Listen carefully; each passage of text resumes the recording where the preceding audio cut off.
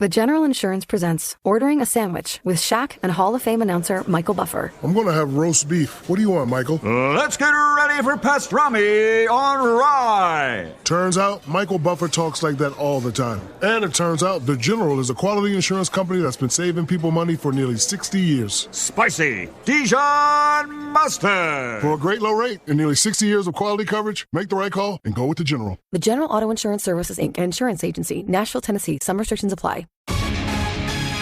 Welcome to the Terrible Podcast with your hosts from SteelersDepot.com, where you can find all your latest and greatest Steelers news. It's Dave Bryan and Alex Kozora, always lit, talking Steelers. And now, here's Dave and Alex.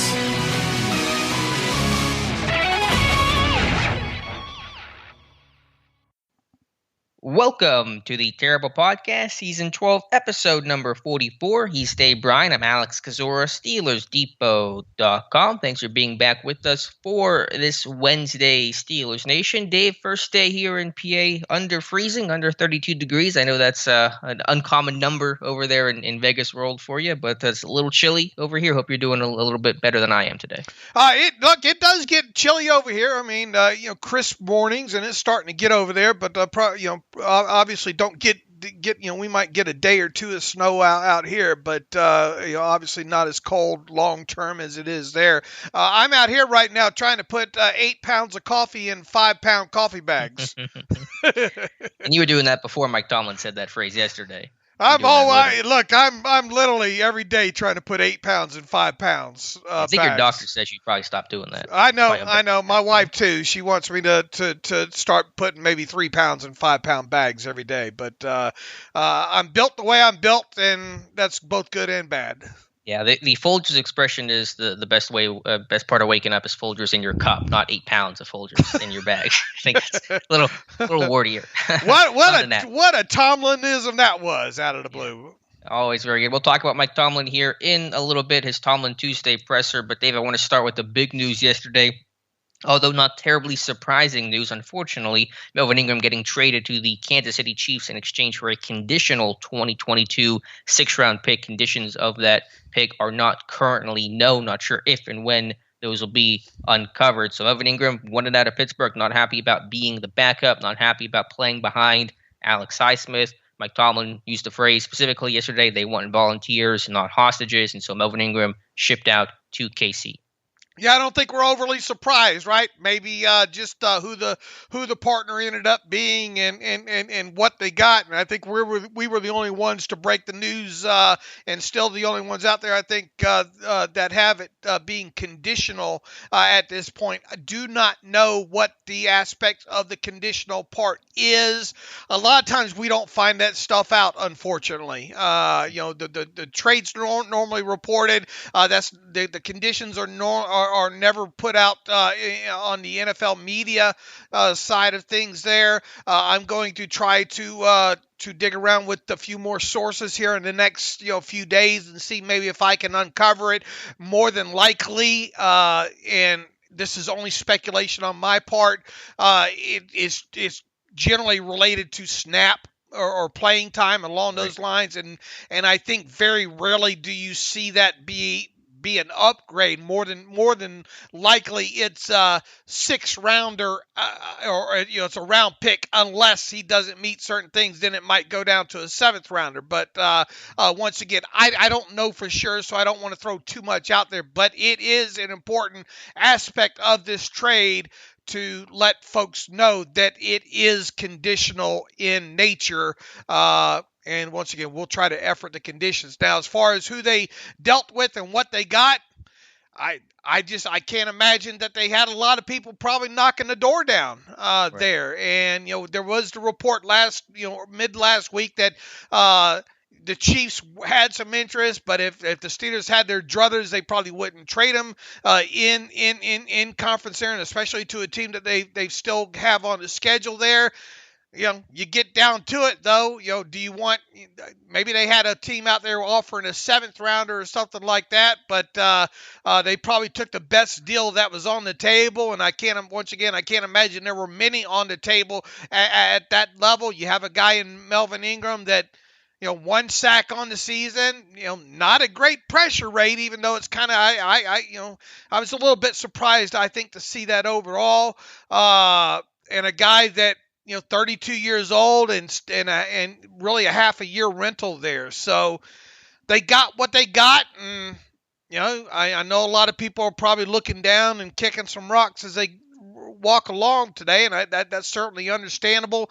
But it was hard to imagine if indeed all the reports are true, and seemingly now at this point they were. The guy was unhappy in Pittsburgh, wanted out. It really didn't make any sense to keep him hostage, so to speak. Right. Mike Tomlin essentially confirmed all the reporting, saying that it just did not work out the way that he envisioned and not the way that Melvin Ingram envisioned, roles and playing time and those things all working out. So, yeah, I mean, I was hoping to get maybe a 5th-round pick for him, but, as I said several times, I think including on Monday's live stream over on YouTube, that fans, our own fan base, and this is true of any fan base, they tend to overvalue their own players because they're watching them all the time. And generally they have a higher opinion in terms of the market than the other teams. And so, just because you see Von Miller go for a 3rd and a 4th doesn't mean, or a 2nd and a 3rd doesn't mean that Melvin Ingram's going to carry that same value. And so to get anything for him, I mean, it felt like there was a market for him because he's a talented guy. I think he's playing better than some of the stats indicate, but he's still 32 years old. It's still a rental, and there still wasn't a big market or push for multiple teams to try to get into a bidding war to drive up the price. So, yeah, you get what you can get in a 6th-round pick, assuming it stays there based on the conditions. I mean, it's not great. I would rather have Melvin Ingram as a Steeler than not, but obviously he did not want to be here, and Pittsburgh did not want to deal with the potential headache of him not wanting to be here. Yeah, sleeping through meetings and, end up forcing his way out, and you get nothing in return, Where did the Steelers go wrong here?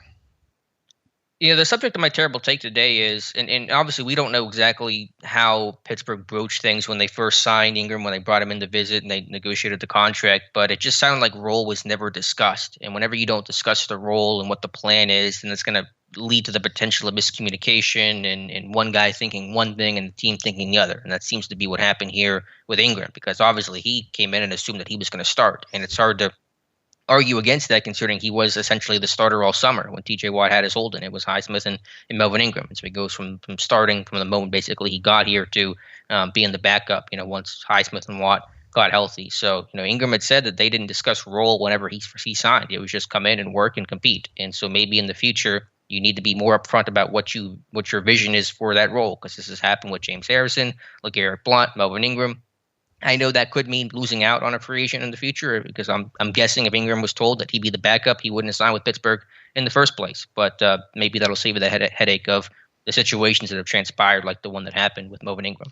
Yeah, it just seems like come on in, work hard, and things will take care of itself. And I don't know if Melvin got maybe part of this is on Melvin too for not getting a firm answer. Maybe he did get what he thought was a kind of firmer answer. That didn't sound like it to listen back to some of his press conferences there and all like that. Look, I never imagined it going sideways like this with him. I was very impressed the way Melvin handled himself, the couple of early interviews, and really thought, man, the Steelers got themselves really a relative steal here based on the money and based on the way he looked, especially in preseason there when healthy, just tossing people aside. I thought they stole one here, to be quite honest with you. So I am probably more shocked than most that this thing went sideways the way it did, because I like to think that I'm a pretty good judge on some of these things, on press conferences and reading a little bit deeper into some context on some things along those lines there. So, man, I judged this one wrong, because I had no way whatsoever, if you would have told me entering week 1 that this would have happened by week 9, I would have said, no, there's no way that's going to happen. Mm-hmm. Yeah, it's surprising. But again, if those roles and fit isn't communicated clearly, then you're going to set yourself up for situations like this. And to Ingram's credit, I mean, obviously some of the stuff that came out from the media sounded pretty ugly, but it's not like Ingram publicly came out and demanded a trade or did anything on social media. So we don't know exactly how he forced his way out, if it was more professional, if it was more the James Harrison type route. I mean, we don't know what direction that thing went in, but obviously it was enough to compel Pittsburgh to agree to Ingram's desire and ship him out of Pittsburgh. Yeah, look, and at some point, probably in the next couple of days, he's going to have that introductory press conference with the Chiefs, right? And assuming that groin injury's healed up, which I'm guessing is probably feeling pretty good right now. Somebody going to Andy Reid going to lay his hands on him and fix him real quick. I think there. That's a visual for you, but yeah, I would imagine that groin injury gets healed instantly here with him. But it will be interesting to hear the media session that he has with the Chiefs and how he handles it. And you're right, so far he's done a good job of not airing any dirty laundry here. And I wouldn't take him as a guy that would do that.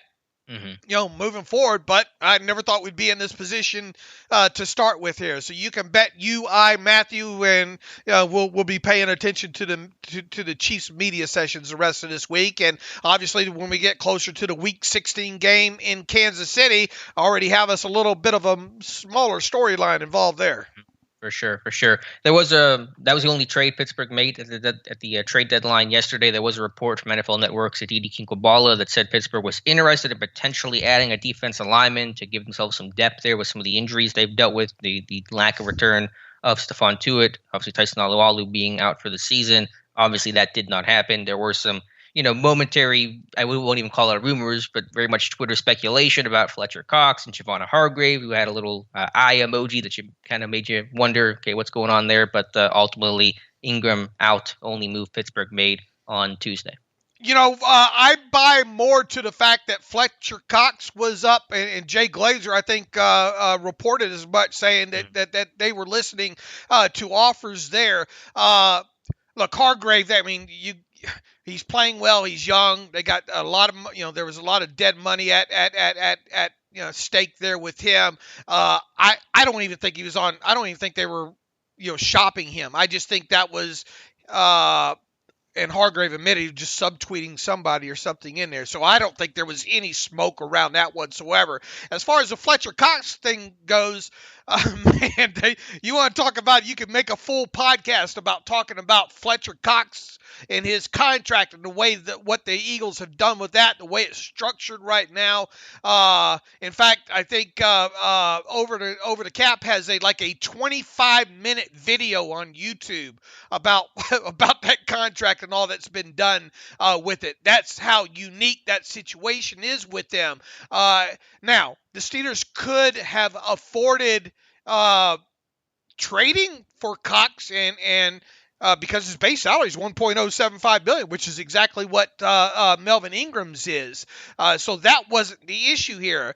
The issue with the Eagles trading away Cox was mostly related to the Eagles' side of how much dead money they were going to eat, and they were having to make sure they get enough compensation to get them to eat it now versus, quite honestly, there's a good chance that Fletcher Cox might not be a member of the Eagles in 2022, but the way they would go about doing that is not paying him his option bonus on the date, declining that, and then designating him a post-June 1st cut so they can trim that over 2 years as far as the dead money goes and all like that there. So I think had the Eagles gotten something along the lines of maybe what Denver got for Von. What did they get for Von Miller? Like a second and a third or something? It's 2 day 2 picks. I don't know if we know for sure if it's a second or third, but somewhere around there, somewhere second and or third. I think that's the kind of return they were maybe looking to get. If we can, we'll trade him, but this is what we need to get for him to make it worthwhile for us to eat this dead money. And obviously no team, I don't think, is going to pony up for a guy that, on the wrong side of 30 like that, especially look at kind of his option bonus numbers and all like that, which the trading team would have traded for. And obviously the Steelers don't have the draft capital to do that kind of stuff anyway there. So, right. The Steelers could have afforded him on a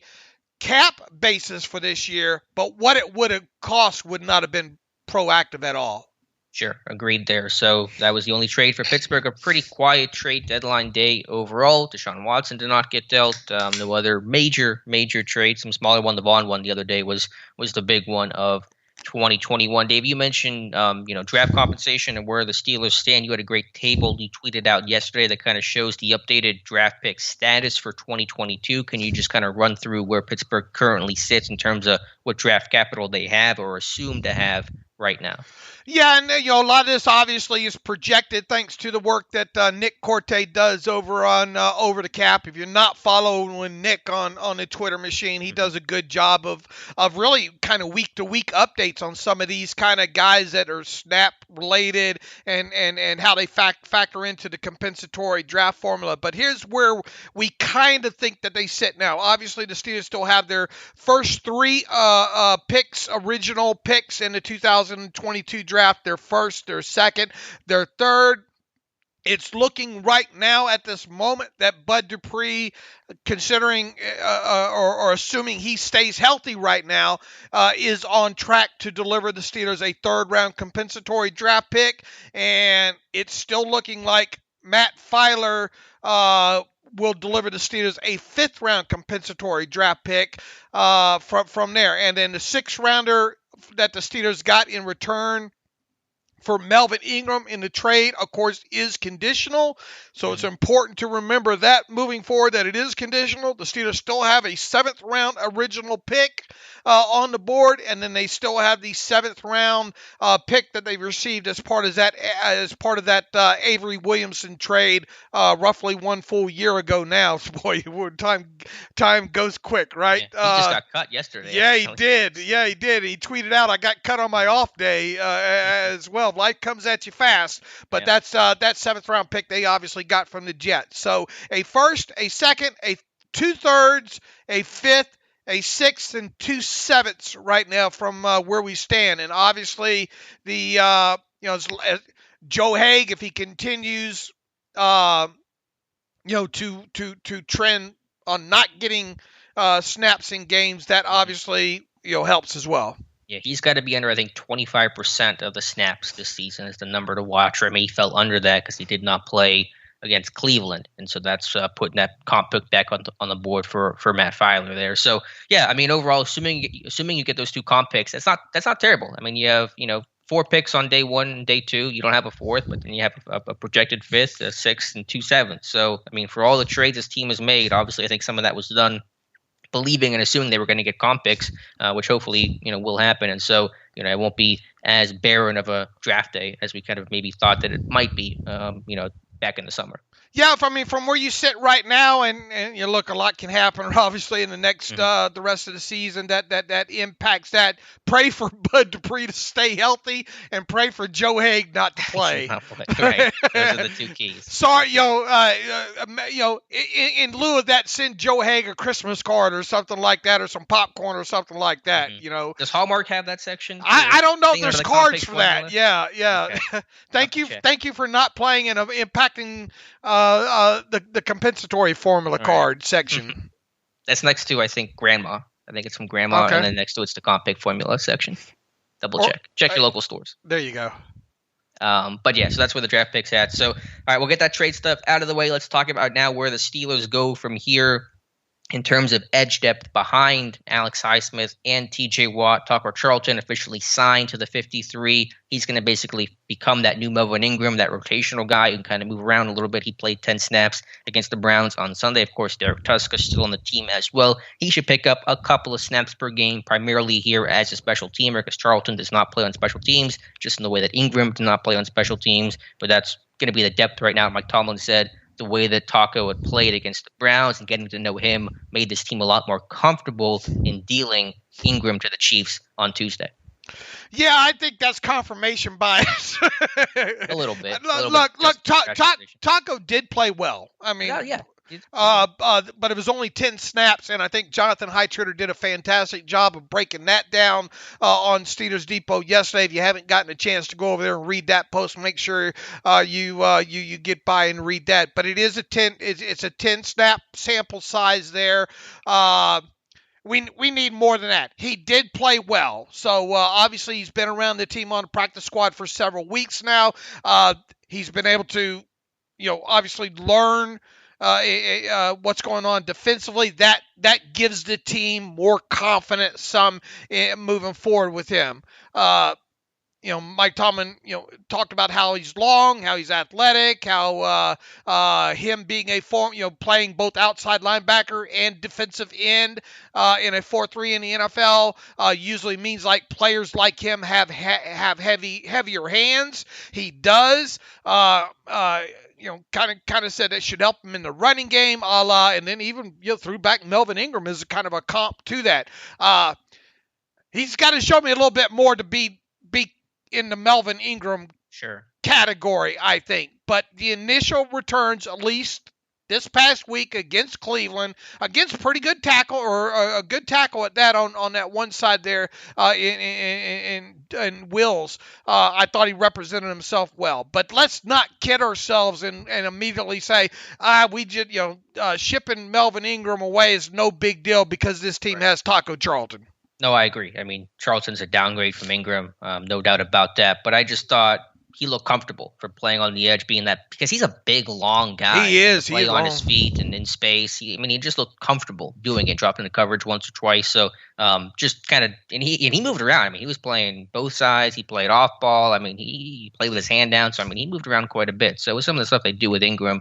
So just him coming in and looking comfortable in that first game, that was a good starting point. But you're right. I mean, Ingram's the better player, better run defender, better pass rusher overall. And so it is a downgrade. But at least it's not, if you had to turn to Derek Tuska, I'd feel a lot worse about it than turning it to Taco Charlton.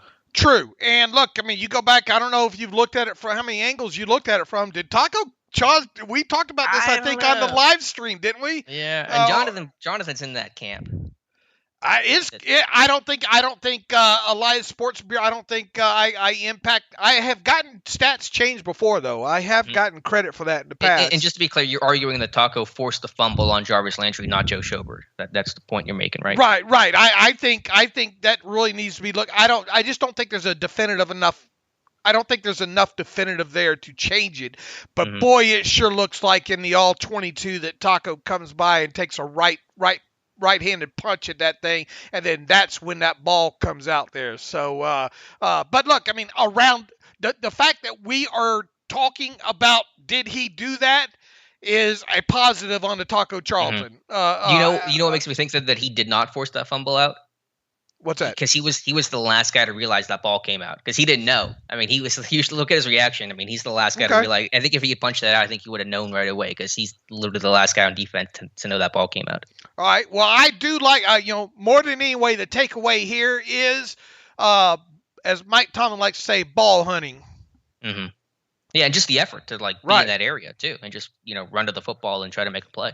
Right, and I mean, you look at I think the Wormley sack. I don't know. Taco might deserve a half there. I don't know, but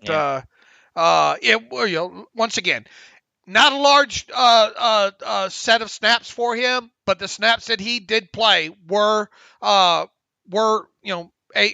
I thought, as a whole. And once again, Jonathan Heitritter has that broken down on Steelers Depot for you. Sure. And now we can just say it's a Taco Tuesday. That'll be fun. There you go. And Wednesday, Taco Tuesday. So it's a good time there for the days of the week. And so some other Steelers housekeeping. They signed kicker Josh Lambo to the practice squad. Chris Boswell still through concussion protocol. We'll talk about injury report here in just a moment. Mike Tomlin seemed fairly confident Bos will be available on Monday, but of course you never know with the protocol. So they signed Lambo, who had done a really good job with Jacksonville over the last couple of years, but has struggled mightily this season and got cut by Jacksonville back in October for, funny enough, Matthew Wright, the former Steelers kicker, who was doing a great job over there in Jacksonville, had that game winner in London. Team also signed Khalil Davis to the practice squad defensive tackle, the twin brother of Carlos Davis, who's on injured reserve right now. Pittsburgh tried to claim Davis a couple of weeks ago, lost out to the Colts. The Colts released him, and now he is back, or he's now in Pittsburgh this time around. The team also released defensive tackle Chris Slayton, who was signed about a week and a half, 2 weeks ago, to the practice squad. So Lambo and Davis signed to the practice squad. Yeah, now we need to get Joe Hayden's twin brother, Mo Hayden. Hayden. That's like the third Manning. Yeah. and large Len Roethlisberger. Boy, this team likes the brothers, don't they? Look, it's no surprise. Both those Davises were, I believe, at the Senior Bowl that year. Had the Steelers had the opportunity maybe to draft, didn't Khalil go before the Steelers pick in the 6th round that year, or did they even have a 6th round pick, or maybe they were hoping? I have a feeling that had the Steelers had the opportunity to draft Khalil, they would have drafted Khalil before they would have drafted Carlos.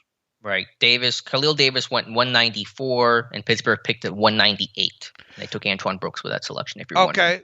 All right.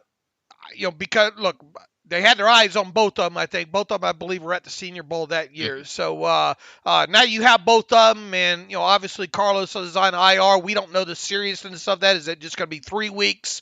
But he did stick a little while. Khalil did, obviously, with Tampa Bay there. And this team just needs to find something they can maybe stake a little bit of, at least as a backup moving forward past this season. Now they have 2 Davises to choose from and a Bugs. Yeah, and a lot of Isaiahs too. They have a bunch of Isaiahs in that D-line room. Do we have a report on Khalil Davis? Do we do one? We when had he came to, out, right? I don't think we. Yeah, we did. Yeah, Tom Meade did one. Yep.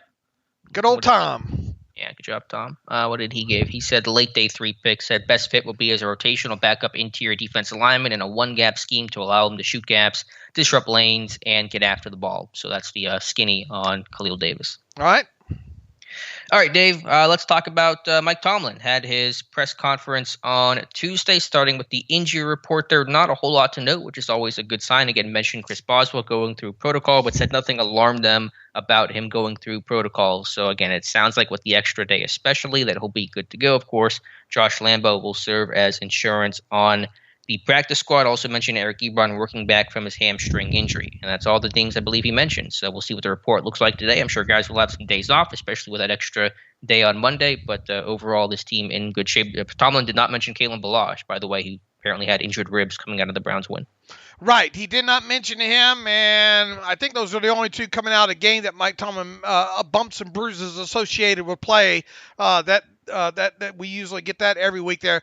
I refuse to comment about speculating until we get to about Thursday now, because every time we think, oh, this team looks fine, then you have a groin injury. You have a Ebron with the hamstring, I believe, showed up on, was it Thursday last week there? So, I mean, yeah, it looks good as we sit now, but a lot of things can obviously happen. The biggest name that we'll be watching right now will be Boswell in the concussion protocol, and either he'll make it or he won't. And so, that's where we're at with that right now. And I don't believe the Steelers have to release their first official injury report until Thursday this week here. So, player, even though they'll probably work today, we might not. I don't think we'll get official word of who's going to do what today. That's a good call. I forgot about that. So, all right, that's the injury report. We'll certainly keep you updated and have some more information for Friday's show. Dave, what else did Mike Tomlin say yesterday? Actually, we should mention just briefly here the weekly Stephon Tuitt update, basically the non-update. Tomlin said that he's doing better, but basically no change in his status. So do not expect Stephon Tuitt to practice this week. And so now it's just a question of will he play it all this season? And I have no idea. I have zero idea, and I think we said as much last week as well too. Once we got to that point, that's another talk about, man. If you would have told me we would have got this far into it now, even with Tuitt starting the season on IR, that he has not resumed practicing. On the Wednesday or Thursday of week 9. Man, I would have told you that probably he had some sort of setback or something at that point if you would have told me that was going to be the case. So I don't know. You just hope and pray and move forward here. But there's no use speculating right on this at this point now. What did Mike Tomlin say Tuesday that caught your attention, Dave? Anything that stuck out to you in particular? Leverage, right, and specifically referring to the lack of leverage in the secondary of guys getting beat to their leverage side, which was an issue that Tomlin made sure to address. Are you going to address that in maybe a video here in the next day or two?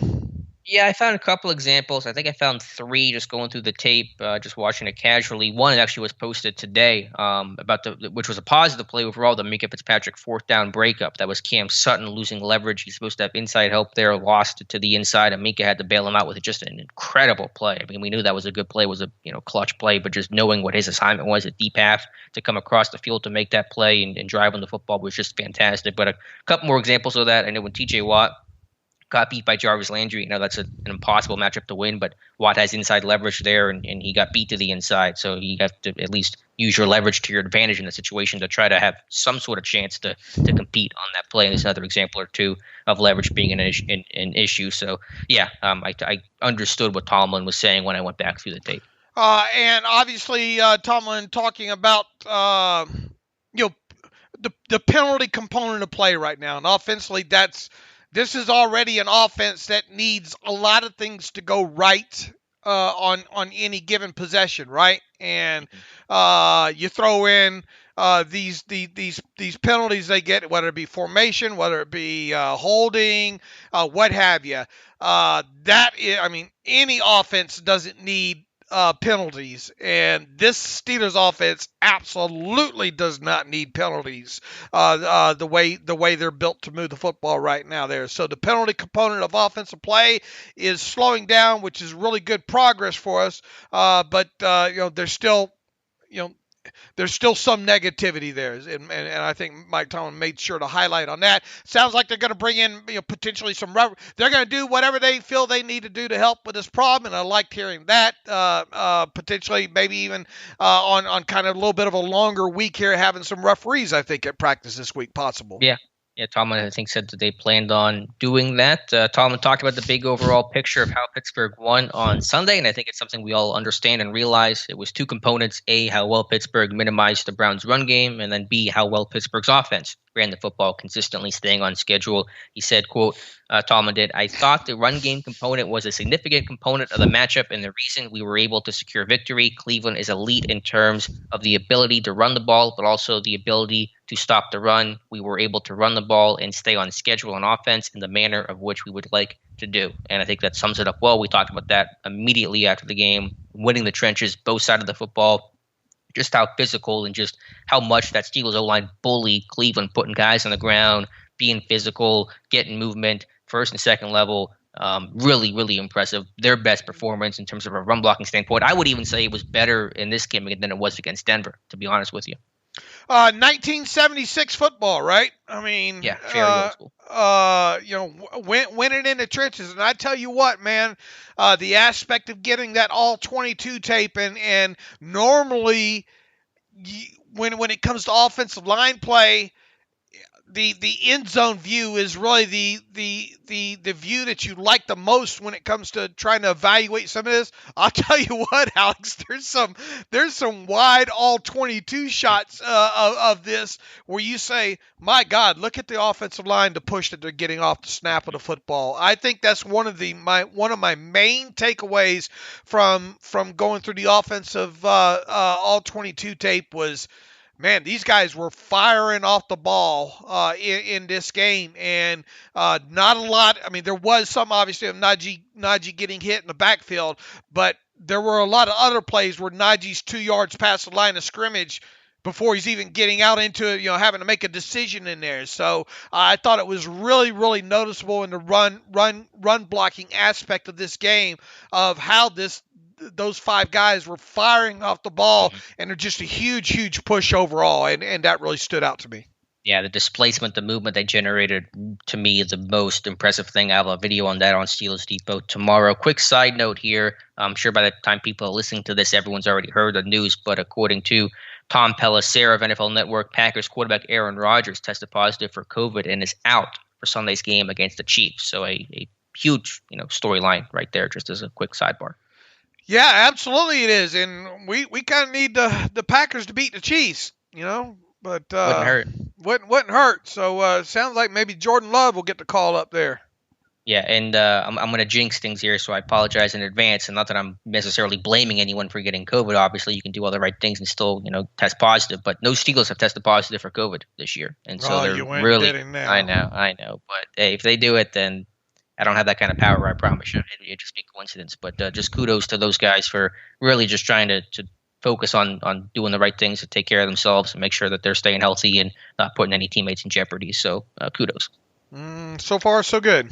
Yeah, knock on wood. I promise I'm doing that right now. But anyway, back to Mike Tomlin, and just overall the run game and the run defense. I can't wait for Josh Carney's missed tackles report. I'm sure it's going to be a low number. And so defensively, just how well this team wrapped up, rallied to the football, played their gap and did their job. And that's team run defense. That's not just defensive line, not just front seven. It's corners, it's safeties, it's everybody. And so to do that and really slow things down for Cleveland, super impressive. Let's see. Mike Tomlin didn't want to talk anymore about the Boswell hit. He went on to say he says he knows Hockey Lee spoke about it and gave a statement regarding it after game at the request of the media. No color needs to be added for me. It's in our rear view. We're moving on to the next one there. So the fact, look, we'll get whatever answer we get on Saturday when these fines are released, and it'll be I guess that's a moral victory. I don't know. At this point, it doesn't impact it. It just make people feel better that they correct that. I knew that was a penalty. It should have been called. It satisfies that crowd, but it doesn't make Boswell's head feel any better there. I would personally, after looking at different angles there, I'll be surprised if he's not fined. Yeah, I think it's worthy of a fine. We'll see what happens. We'll probably find that out on Saturday. Not much else from Mike Tomlin, I don't think, in this one. What do you think about all the specialist questions and answers? Yeah, well, I mean, it was good. It was good to be asked, but he didn't. Yeah. There were more questions and answers in terms of the specialist question and answer part of it. But, I just said they have a plan. And, he basically the point was, although they have, emergency guys and emergency holder, emergency kicker and stuff like that, it doesn't mean you're comfortable in doing those things. And I think especially whenever it was, I assume Harvin being the kicker, considering he was kicking on the side, has never made a field goal in his life. I mean, how comfortable are you testing that out on an NFL game and in a massive game with implications like they were against the Browns on Sunday? So just because you have a plan B does not mean you want to make that your plan A. I thought he got a good question about a couple times in post game. You were talking about the defense, and you used the term "I." In other words, like I had them in this, I had them in that. Do you take this to mean that you're the guy? They trying to hang Mike Tomlin by his tongue here, and it's good. It's a good observation overall. But Mike Tomlin one-upped them with the answer there. He says we're a collective. I accept ownership over everything that happens in all three phases of the game. That's just my mentality, but we're a collective. So the Steelers are the Borg. I have not seen that movie. That's a movie, right? It's the Star Trek. Is it okay? I know nothing about it. That's old Trekkie talk there. A few people. Were you a Star Trek guy? No, I was always Star Wars man. Star Wars, but you were a Star Wars guy. Are you still a Star Wars guy? I love anything Star Wars. Yeah, absolutely. So, like, you see the new movies when they come out, and is there a new movie coming out? Like the Kenobi stuff. I thought the Mandalorian, and normally I don't get in. I don't have time for series and stuff like that. But man, there was so much buzz about it. And me being a Star Wars fan, I couldn't help myself. I thought they did a fantastic job with that, and I look forward to the future of that. And I think they've got something Kenobi as well too. But you got to remember, I was like.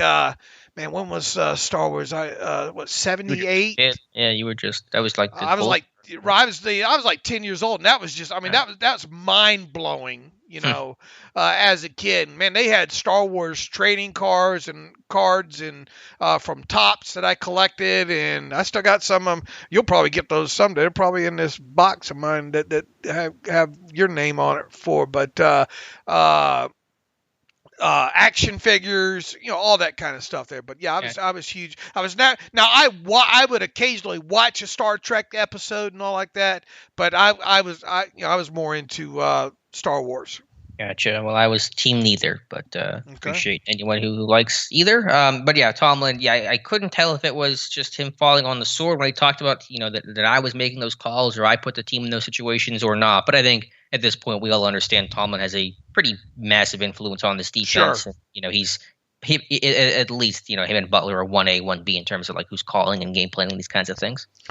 He likes more than anything kind of the demeanor right now of guys like Dan Moore Jr. and Kendrick Green. I thought that was a pretty decent answer there. He says, oftentimes through the draft process, you work your tails off to find out whether or not they're built for it, but you don't really get confirmation of that until you're working with them. I think we're getting confirmation, particularly in the two men that you mentioned.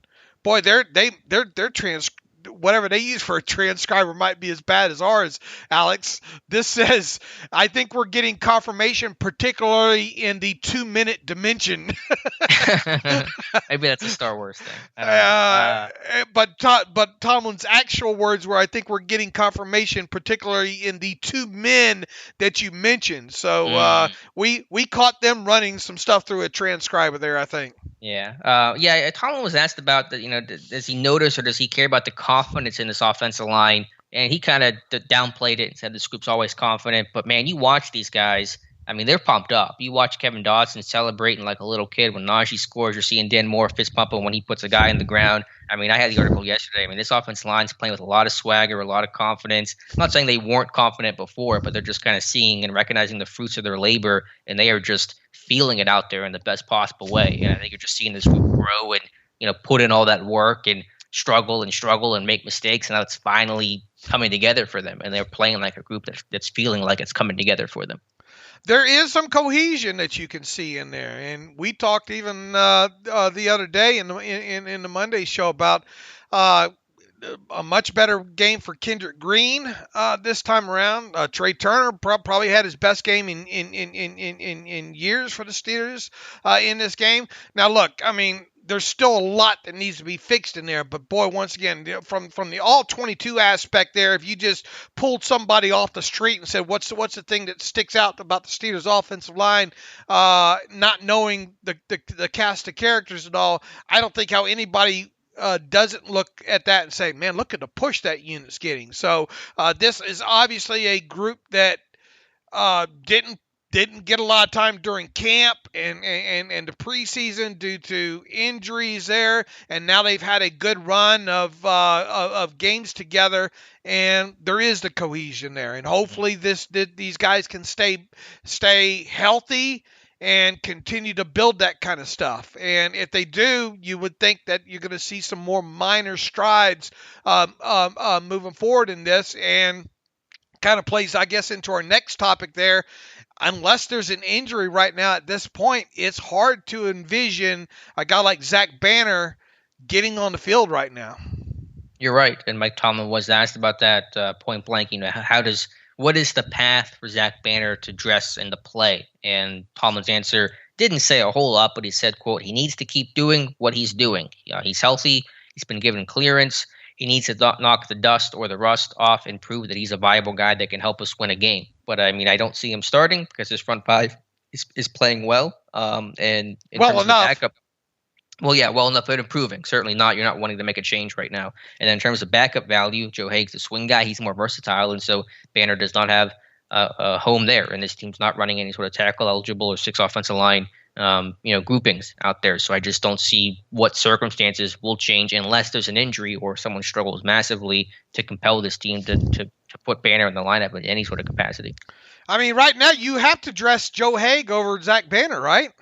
You do, because he can play both tackle spots. And you cannot have a situation where if you only dress Banner and let's say Dan Moore gets hurt, now a core for rest to flip to left tackle, and Banner comes in at right tackle. You're moving multiple guys to fix one hole. That's just not good process mid-game. So barring an extra guy being injured this week that almost defaults the helmet to Zach Banner's not getting a helmet against the Bears on Monday night. No, I don't think so. And it may take multiple injuries. I mean, they had a couple guys down last week. They had no Ingram, no Eric Ebron, and they didn't call up Kevin Rader, and Banner still wasn't active. He lost out to a 4th running back. So it may take a lot. I think it will take specifically probably an offensive line injury for Banner to get up. I agree with you, and I thought if there was ever, and we said this I think on the show the other day, if there was ever an opportunity for Zach Banner to get a helmet, it would have been on Sunday, but you dressed a 4th running back over Zach Banner, and even down the tight end, and not not activating a tight end from the practice, or elevating one from the practice squad.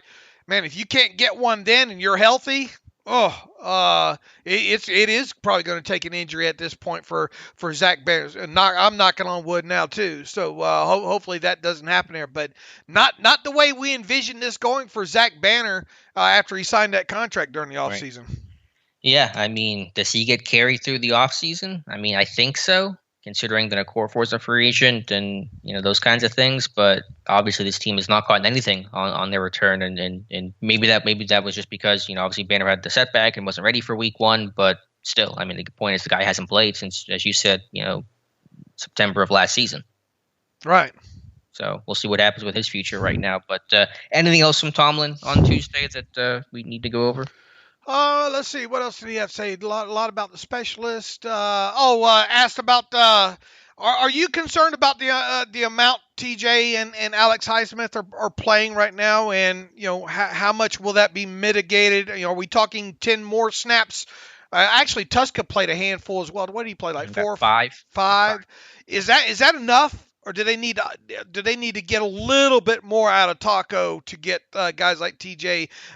Mike's not worried about it.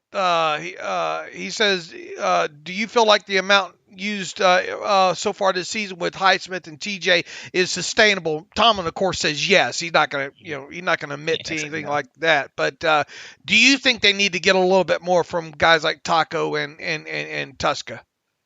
I mean, combined, those guys played about 15 snaps, so I think in that 15 to 20 range, about 20% of the snaps is kind of what the goal is, and so I think it's about in line. It's going to ebb and flow week to week and those kinds of things, but it's not something I'm losing any sleep over, the snaps for TJ Watt and Alex Highsmith. All right, and he also talked about, what was the other thing I want to talk about in here that he had to say?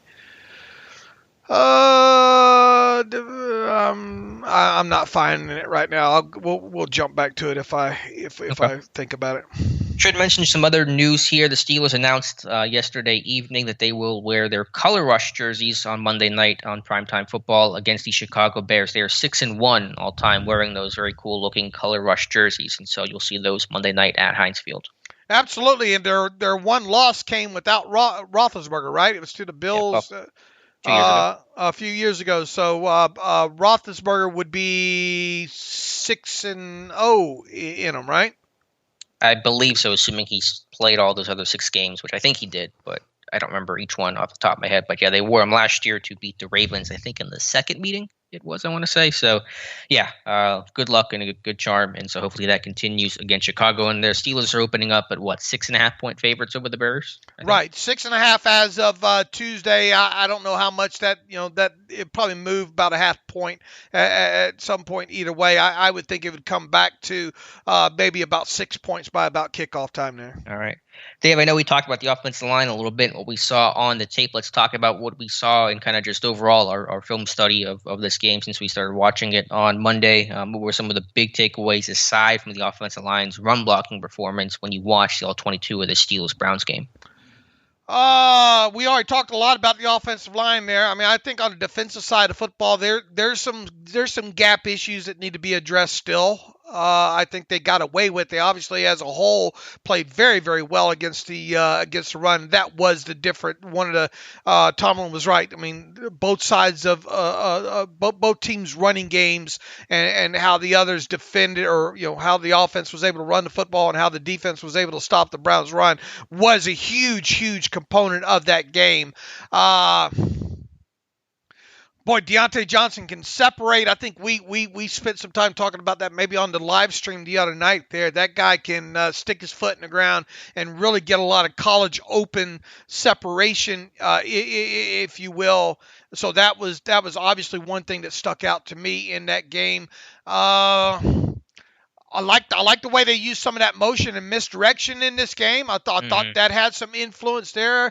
The rollout was perfectly timed on the bin completion to Deontay Johnson on that side of the field there, because you really a lot of strong flow going the other way, and I think kind of motion helped set that up as well too. Yeah, I thought Canada really was in his bag of tricks in terms of the motion, the jet stuff, faking the jet, the reverse. They did a lot in terms of just some of the window dressing that I haven't seen to that extent in any game this season. And I understand game circumstance plays a role in that. It's a close game. They had the lead for chunks of the game and stuff like that. So it's obviously easier to do those things when it's closer, you're up, than when you're down, multiple possessions in the fourth quarter. But just overall, the misdirection that we saw in this game was as much as I've seen from a Matt Canada coach Steelers team. The other aspect I think that sticks out is, this might have been another thing that we discussed more heavily during the live stream, was the fact that the Browns left a lot of plays out on the field, man. Baker missed a good three throws, I think, at least in that game, and 6 drops, 6 pretty decent impactful drops that the Browns had in that game as well too. And I know, look, that goes into every game. You could go along and say, man, this team didn't make this play that was there. It's all about making plays and minimizing the errors and all like that. But it did stick out that it'd been interesting to see how that game goes if at least half of those catches are made in that game, and if Baker hits 1 or 2 of those throws. Yeah, again, I think the Browns had a lot of self-inflicted wounds in this game. I'm not trying to take away from the win. I'm just trying to say what you talk about things that stick out on tape. They left. It was quite noticeable that the Browns left some plays out on the field. Yeah, they did. That's just a fact. I think it's unarguable, and that's not saying that the Browns lost that game and the Steelers didn't deserve to win. Pittsburgh did, but they played better. But I think it's a fair point. And sure, if you're the Browns, and I've definitely seen that chatter from Browns fans, as they're saying, man, they had so many chances in this game, and Baker wasn't the problem, and other guys around them just had to play better and just missed opportunities. Absolutely. What else? What stuck out to you? Yeah, just I think for Pittsburgh's defense, just some of the stats, and then you watch some of the tape, possession downs. I mean, the Browns were 4 of, I think, 15 on 3rd and 4th down in this game, including being over 2 on 4th down. That was a Jarvis Landry incompletion that made that amazing play. Then the 4th down run that failed, that Kim Hayward blew up the play, and they rallied, and T.J. Watt and Devin Bush and others got him on the ground. So just winning in those possession down situations. Pittsburgh's 3rd down defense, red zone defense, has done a really nice job this season. So they're just doing a good job in some of that situational football, some of those, big stats that tell you whether or not you win a game. If you succeed on 3rd down, you succeed in red zone play defensively, you're going to win games more often than not and be competitive. And I think that's kind of the stat that I've really been looking at.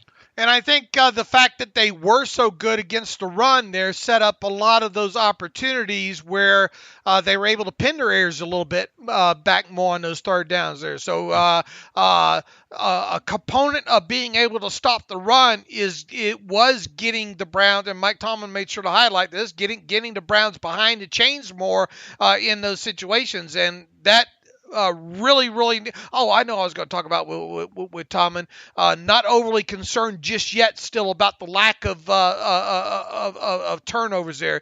Is this just something that, there is a luck aspect of it to obviously to some degree there, but sometimes you have to do a better job of getting hands on football and helping creating your own luck. Are you concerned right now about the lack of takeaways this defense has so far? To an extent, because you recognize you need more takeaways, and this defense needs to get back to its ball hawking, ball searching kind of ways. And they got obviously the big forced fumble in that game that was huge in that one. And I know that the fact this team has played more zone coverage and blitzed a little bit less is maybe one reason why those takeaway numbers are down a little bit. But I still think those, as you said, it is kind of a luck component and those kinds of things. So hopefully those numbers will come. So yeah, it's like a medium level concern because I think the personality of this defense is a bit different than past years, which is one reason why the turnover numbers are down. But also I'm not freaking out because this defense, I think, is capable and will have one of those games where they take the football away 3-4 times. Boy, it'd be nice for them to make it up in these next 2 games, right? Yeah, they got a good chance to do so. You got some teams that aren't playing great that you can make those kinds of plays against. And it goes without saying. I mean, you wrote about this a couple of years ago, and I think the stat really holds water. This team needs to reach that. Was it 25? 20? What's the takeaway number? I think it's now maybe 20 because of the last couple seasons. But yeah, they only have 3. Is it 3 takeaways this season? Or 4? Don't they hold on a minute here. I mean, no, you're talking about the net. I think. Yeah, I'm talking about number of takeaways the Steelers defense have this season. All right, let me get that. Maybe I'm wrong. They have 2 interceptions. They only have 2, and how many forced? They had a fumble recovery yesterday. They have another one. They have at least 4. They have 6 takeaways on the season. They have 2 interceptions and 4 fumbles. Okay. Yeah, the interception numbers, though, alone need to go up. And those interceptions are from Edmonds and James Pierre. Now, Minka kind of created the Edmonds interception, but yeah, you're looking for some of those guys like Hayden and Minka to literally take the football away. But when Minka has that 4th down breakup, that's functionally a turnover, so it doesn't count, but it really works as one. I mean, look, Buffalo leads the league in takeaways with 18. Indianapolis surprisingly has 18. Green Bay 14. Dallas 14. Arizona 14. Tampa Bay 14. New Orleans 13. Rams 13. New England 13. Yeah, it's a pretty good correlation between who are the best teams in football and what their takeaway numbers are. Right. So, yeah, I think that's – I mean, where's your concern? Are you in that medium level I'm in, or are you higher or lower? They need to start creating more. This offense needs those takeaways. The best offense the Steelers can have right now moving forward is the defense taking the football away. To me, as good as this team looked on Sunday against the Browns, you got to have more than 15 points. I mean, you're not going to win games week in, week out like that. Period. So. Right. And to expect this offense as cohesion aside, running game, yada yada, yeah. And if this offense continues to not be able to push the football down in chunks on a regular basis through deep passes, then you have to make up for that somewhere. And the making up for that is the hitting yardage that you are provided by getting the football via takeaway on the other team's side of the field, plain and simple. So, yes, I am concerned that the takeaways are down right now. They need to start getting these in bunches. Not only these next 2 games against teams that you would think there's a greater likelihood to do that, but in games against teams later on, against the Ravens, heck, you got 2 important games against them. The rematch against both the Browns and the Bengals. You better start figuring out a way of getting the football away from the opposing offense, because you are going to need that if you're going to win some of these games in the second half of the season. Yeah, I mean, obviously padding stats hypothetically against the Bears and the Lions are one thing, but when the games matter, when it's down the stretch and you're fighting for your playoff lives or whatever the implications are, you got to have games where you can get those takeaway numbers against higher quality opponents. You can't just pad it and look nice against some of the worst teams in football. I mean, there's right. And look, I mean, let's face it. Roethlisberger's been lucky on. He should have probably a few more turnovers than he has. This team right now is -1 in net differential. All right, through 7 games. We better start seeing that in the next 7 games be like +5, +6. You know what I'm saying? Yeah.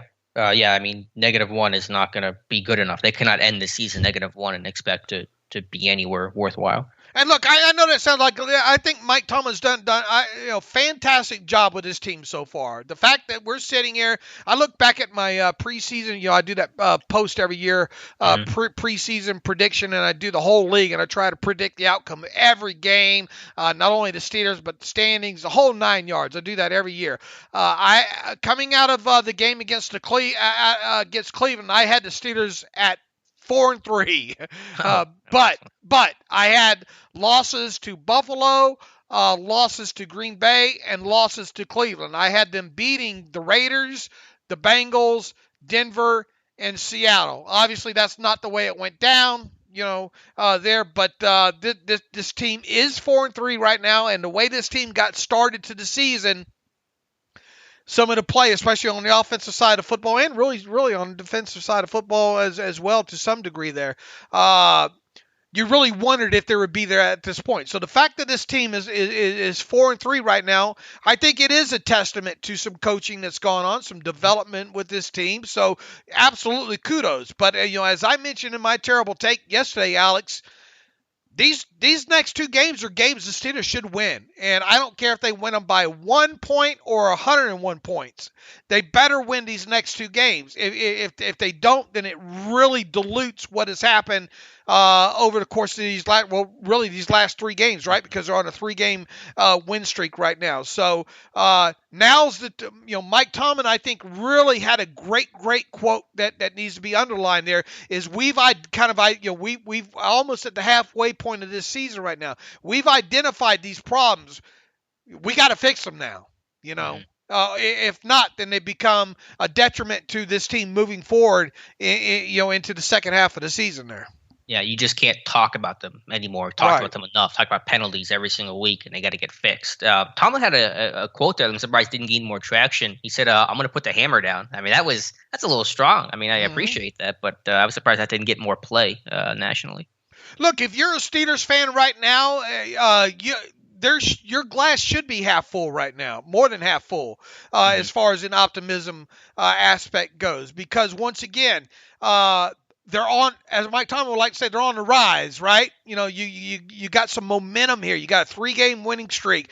You seem to be overly, more on the healthier side of things right now. Your next 2 games are at home. That's something else that needs to be underscored. You're coming off of a tough road division victory. Now you get to go home for your next 2 games. Not only that, you get a primetime game in there, and your next 2 games against teams that you should beat as well too. So yeah, there should be some optimism from the fan base right now. But optimism will only carry you so far. They have got to win these next 2 games, in my opinion, if they're going to think that they're going to be a playoff team come January.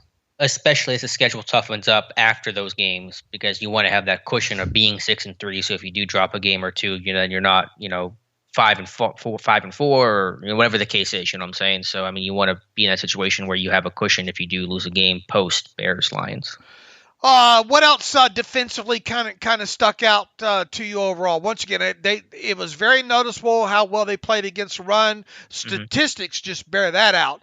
Josh Carney's missed tackle report should shed even more light of how good this team was at rallying at the football. And I don't think you can really underscore or give enough attention to how big that turnover was in the fourth quarter of that game. Joe Schobert, Taco Charlton, whoever you want to give credit to, that you talk about talks and +2, and this is a Steelers team that really needs to live and die by the +2 talk stat. I think moving forward here, that turnover was a huge turning point in that game. Yeah. One takeaway I had from an individual aspect was Devin Bush did not play a bad game except for that one horrible play that he gave up the cutback lane to Dearness Johnson, not understanding leverage and help. Minka Fitzpatrick has the outside leverage, so Bush needs to play inside leverage and not allow the running back to cut back and cross his face. But other than that, I mean, I thought Bush played pretty well. He got kind of sucked up on one play action pass, but it's just that one massive mistake. So for him, it's about making those routine plays routinely. Should never make that mistake, just because that is a routine thing that he is more than capable of doing. What was his snap count in this game? Because he was off the field a bunch. He got taken out for one weird series by Spillane. Then he came back. So I don't know if that's an injury thing or a message thing. He played 75% of the snaps, 44 snaps total. Okay. All right. That's a little bit more than maybe what it felt like originally there. But they've got to start getting better play out of him when he is on the field. Yeah. I mean, again, I think like 90% of his snaps were good. It's just the couple that weren't, obviously. And it's like a cornerback. You play really well but get beat once or twice for a touchdown. You had a bad day overall. But it's just making those we talk about the splash plays, and I want to see this with Devin Bush, but I've said it just as much and just as strongly that he needs to make the routine plays first, and then the splash plays will come. All right. Arthur Millette, he's guy's involved in the screen game a lot, had 2 tackles on screens, and I just like Millette's energy. He's a real good energy bringer. He's a feisty dude. He's not Mike Hilton, but I think he's carved out a good role as a nickel slot corner and just only playing in that package for Pittsburgh, right? Because he's not playing dime. He just plays in nickel only. One thing that stuck out to me, and probably not a lot of overly noticeable I think Loudermilk had a very nice, and Tom Mead did a good job of highlighting one of these snaps, I think, on Twitter from the All-22 tape there. It really comes off that he knows he's understanding this defense more. I mean, you could just see in some of the pre-snap kind of shifts, even where he's in unison and not, he's reading and stuff, and he's making some of these shifts in a timely manner as well too. He's being where he needs to be in certain plays, and if you're at least in the right position, you're going to give yourself an opportunity to read some of these things. So I think that was a noticeable aspect outside of the one play I think that Tom Mead highlighted on Twitter a few days ago. Yeah, I think you're saying. I thought the young defensive linemen in general, Mondo. Is it Mondu? They always say Mondu. I always say Mondo, but I guess. Yeah, it's probably Mondu. I'm too stuck. I go back to the Blazing Saddles, Mondo. If I knew if I was 7 years old, I would get that reference. Yeah, you don't get that. In my head.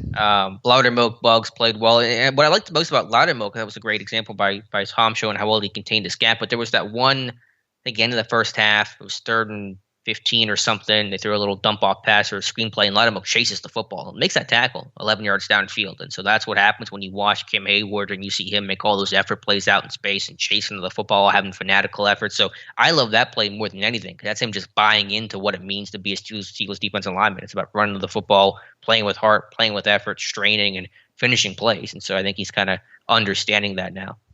Right, and look, I mean, they need some with Alu out, and obviously they're not going to get Carlos Davis back, at least for a little bit if they get him back at all, and you really don't know what you're going to get. I mean, he hasn't played hardly any snaps at this point of the season here, and didn't make a trade for a defensive tackle or anything along those lines. You've got to really get some good play out of these young guys moving forward, especially in the middle of that defense, and in the base fronts in particular. For sure. Any other all-22 thoughts on this game? Offense, defense, any individual or any moment stick out to you?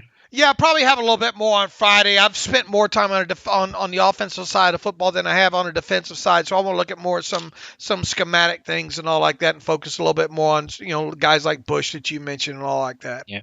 Firemouth Gentry playing well. I've been happy with their play, and so those guys have stepped up. And Gentry, I mean, talk about, is he the biggest surprise on this team? Boy, body development now. Now, look, in no way, shape, or form is he ready to be compared to Matt Spaeth, but body. You look at him now, just body, and go back and look at some stuff from a couple of years ago.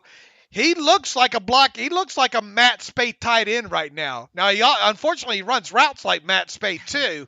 That red zone route to him, corner post route.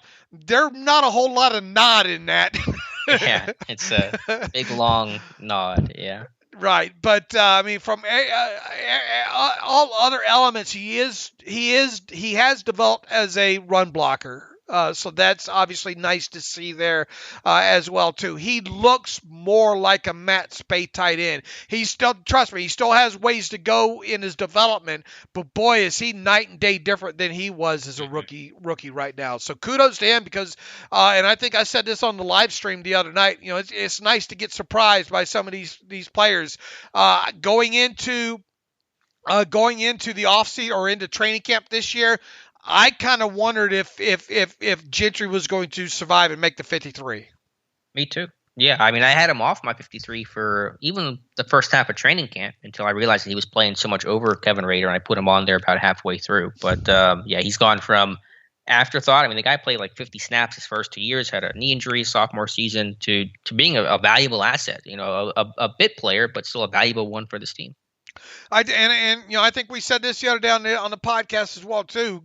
I have a lot more confidence in this team running more 12 personnel moving forward with 2 tight ends on the field than I did ahead of the season there. And obviously glad that Eric Ebron's not part of that. Now, you got to get the successful play rate up, All right, so that's the next aspect of it. But there are some positives when they're on the field. Now they're only going to be judged on whether or not the successful play rate's there. So I think moving forward right now, specifically when putting two tight ends on the field, we got to see more success there, and especially when they run the football out of two tight ends. Yeah, but it's all encouraging signs. So I have more confidence now. Moving in the right direction. Because I didn't think we'd be talking about, 12 personnel, having any aspect of optimism when it comes to that ahead of the season starting. And he is a big component. Frymer's got to get stronger, plain and simple. Now, he probably will. He's on a play-by-play basis. He does struggle in the run game right now from a blocking standpoint, especially against some of these base ends and all like that. But that's probably not uncommon, being he's, underclassman type and all like that. Got to get stronger. Yeah, I mean, in any tight end of his size, 6'4", 250 is going to struggle against a base end who's 6'5", 270. I mean, it's just a tough place to be, but improvement there for sure. And just my overall thoughts there, final thoughts on the L-22, just the studs playing like studs, especially defensively. TJ Watt, Cam Hayward, Minka Fitzpatrick making big plays. Hayward, big plays on third, fourth down. Watt, big time pressure.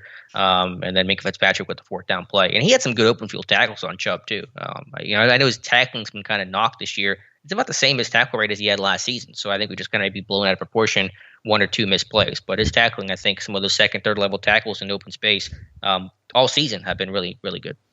What was this? How many times was this team in the red zone the other? Now, obviously, you're not going to kick in some of those situations there, and some of them you call because they were fake. What were they in red zone?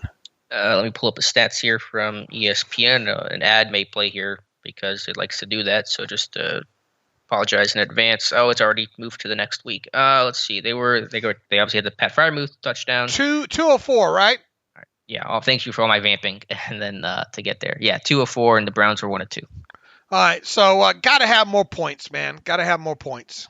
Yeah, 4 red zone trips and only 15 points is not where you want to be. Right. All right, Dave, any other thoughts here, or do you want to get to reader emails and close out today's show? No beat writer today. We're going to hopefully have one on Friday. That kind of works out better with the game being on Monday, so we'll effort that for Friday or maybe Monday at the latest. Here's your thermometer. Where would you like it? Where Loaded question. I don't know. You trying to tell me something there? Well, how would you tell? You cracking me up here. Hey, honey, did you have a message for Alex? No. Okay. No. Where are you? Where are you on this team right now? Take your temperature. I'm always a little nervously optimistic. That's kind of my default state. Obviously, things are encouraging. I'm really impressed with the offensive line. And again, in pass pro, there's still some things to clean up, and Garrett's a heck of a challenge, and so I understand that. But just overall growth and improvement across the board, offense, defense. When you have a good defense, and this team has a better than good defense, a really strong defense, one of the better defenses in football, and strong special teams overall, although they didn't look at Sunday, and an offense that's getting better, I think that's going to make it competitive in a lot of games. And so, obviously what happens in some of those AFC North games will be the biggest tests and biggest battles, but obviously you're encouraged, you're optimistic, and, you're in a much better place than where you were when you were 1-3. I had this team preseason at 9-8. I think you had them at 8-9. Is that right? I ended up being 9-8. Was my final prediction. But you had them winning the division off of that. I had them as a 7th seed, one and done in the wild card. Okay. Have you moved anywhere off of that yet? No, I think I'll be right around there. I mean, because the schedule does certainly toughen up. I think maybe in that 10-7, 9-8 range. So I'm basically in the same spot. Right. I'm still at the 9-8 spot as well too.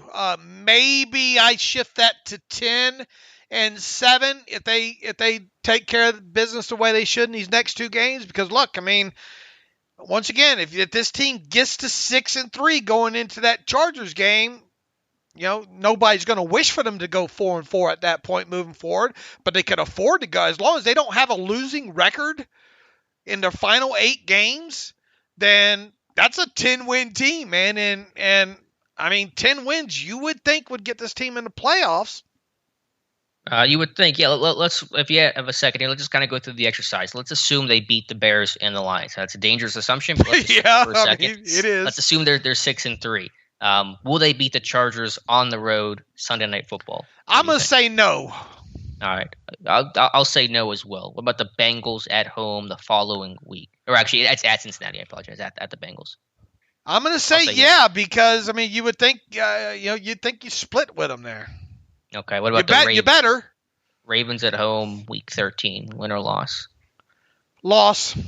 Okay, I'll go loss too. I'm going to say they split the Ravens, so I'll just, whether week 13, week 18, I'll give them a loss right now. At Minnesota, week 14. Man, the complexion of that game's changed a little bit since the start of the season. I think I initially had that listed as a loss. I think they can win that now. Okay, what about Tennessee at home, week 15? Well, that's I mean, won't have Derrick Henry. Not going to guarantee it. Yeah, and how big does that change things at now at this point there? So, I had this as a loss, man. I'm gonna say, I guess I'll say win now from where I sit. Okay, I'm going to say win as well. I think even if they have Derrick Henry, I think Pittsburgh wins. They beat them last year with Henry. I'm going to say they do it again. Week 16 at Kansas City. This one's tough because you don't know what exactly version of KC you're going to get at that point. Yeah, that's such a tough place to play, and it feels like, and I know Kansas City's had their problems and all like that, but you're going to need points in that game. I don't see them getting it. I have it as a loss. I'll go a loss as well. Week 17 against Cleveland, rematch. Man, that's a good team. That's still a good team over there. Can you do it twice against them? I say no. I'll say yes. I think I got the confidence now. So I'll say that they beat the Browns. And then week 18 at Baltimore, January 9th. I mean, I had them splitting with Baltimore. So I think what I say the last in the first. You said we both said it was a loss. I'm pretty sure. So I'll go win this time. All right, I'm going to go win as well. So I mean, you have them losing to the Chargers, the Ravens once, the Chiefs, and the Browns. So you have them as 4-4 the rest of the way, right? And then I'm going to have them as what do I have them as? I have losses to the Chargers, to the Ravens, and to the Chiefs. So I have them 5-3. So my prediction after them being 6-3 would be 11-6, and you have them at 10-7. Right. So yeah, I mean, I guess I'm a little more optimistic when you work it out, but yeah, I mean, certainly this team's on the right track. But again, that assumes beating the Bears and the Lions, which we, not going to assume that's going to happen until it happens. I mean, this team's is notorious for throwing in some of these clunkers against teams that they probably should beat. And this is not a juggernaut Steelers offense by any stretch of the imagination, right? I mean, right. I mean, their last game against Chicago, right? That was when they got upset, and right. 2017 or whatever year that was. Right. Mike Tomlin 0-3 against the Bears all time. Ben Roethlisberger, what is it? 1-3, I think. Okay. All time. That win being the Bettis game, right? The Bettis over Urlacher game. So this team hasn't, for whatever reason, I mean, you can't, every year's a new year, but I mean, you can't help but look back historically on this. I mean, I guess what the Bears are probably one of the few teams that Mike Tomlin doesn't have a win against, right? Probably, yeah, it's a good point. And they are playing a bit better. I mean, I think they're finding some traction with Fields being their quarterback. I mean, it's still not great, but in the Lions, I don't want to assume anything because, I mean, they're a tough team. They played a lot of close games. They didn't play one last week, but they've had some nail-biters. So, again, don't want to assume anything there either. I mean, and we just looked at how tough, how questionable maybe the second half of the schedule is. So, once again, these next two games against the Bears and the Lions are, and we talked before the season started, in order for this team to get in the playoffs the way they're built, they better win the games that they're supposed to win. These are two of those games here, so they better win these two games. If not, we might be readjusting a game or two in that second half of the schedule there, right? Yep, well said, and that could be the difference between playoffs or not. All right, Dave, let's get to some reader emails and close out today's show. Let's do that indeed here. Let me pull up. I think Ben is talking today. I don't believe he's spoken yet, so I'm not sure if he's speaking later or what, but I haven't seen anything from Ben. this morning. Bryce wants to know, it's disappointing to say the least about Ingram. Couldn't make it work. I'm kind of on the side of the player on this one. Look, I like Highsmith. I think he can be really good. But for this year, I believe Highsmith is not so much better than Ingram that Highsmith should be playing 90% of the snaps. You mean to tell me that we couldn't find a creative way to get a player like Ingram, a run game bully, could play multiple places across the front seven, close to 50% of the snaps? To me, this is another example of Keith Butler not being elite enough as a defensive coordinator to find a way to get this guy on the field. Your thoughts? I think you're wrong in the assumption that it's Keith Butler's fault, for starters. Yeah, I mean, if he wanted out, he wanted out. And if that's his mindset, then that, it's maybe hard to change his mind. He was not going to start. And if he wanted to start, then there was really no fixing that. Look, we don't know what the conversations look like there. We don't know what kind of snap count would have appeased Ingram. We can speculate all we want. I mean, it is. I will agree with your initial statement here, Bryce. It's disappointing to say the least that they couldn't make it work with Ingram. Yeah, no, I agree. I mean, we could cut off your question right at there. Now, the balance between Highsmith and Ingram moving forward, I mean, Highsmith is making progress and all. I mean, if I had my druthers, would I maybe have liked to seen Ingram play a little bit more snaps than Highsmith? Yes. Alex?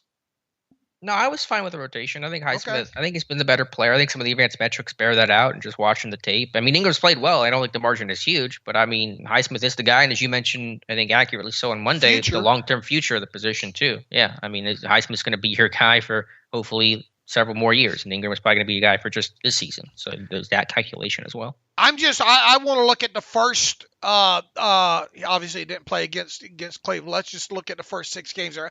I think this team could have stood to have played Ingram more. Does that make sense? I mean, he played a lot those first games because there were injuries. I mean, it was the Seattle game where he didn't play much because the guys got healthy. But I mean, he was playing like 60+% of the snaps over the first 6 weeks, I think. So I mean, I think he played a lot, but I think he's realized that once Highsmith and Watt are healthy, then I'm really going to be like a 30% snap kind of guy, and he did not want to be in that place. He writes about circling back to what I wrote to you guys a week ago about Loudermilk is not a finished product. He just seems to be harder to move than some of the younger guys from what you've seen on tape. Is this true? I think he's going to get a lot more snaps moving forward. He's had some positive snaps in there, I'm not going to lie. But you do see him he's got to do a better job of not getting turned and reached in some instances, I think. But overall, look, for the guy that or at least I thought this team traded up to get in the draft versus what we've seen on tape so far, it has been better on tape than what I thought they were getting initially in the draft, if that makes any sense. Now, is it huge? No. But, I mean, how many people thought this kid was going to be getting snaps at the start of the season anyway? Right.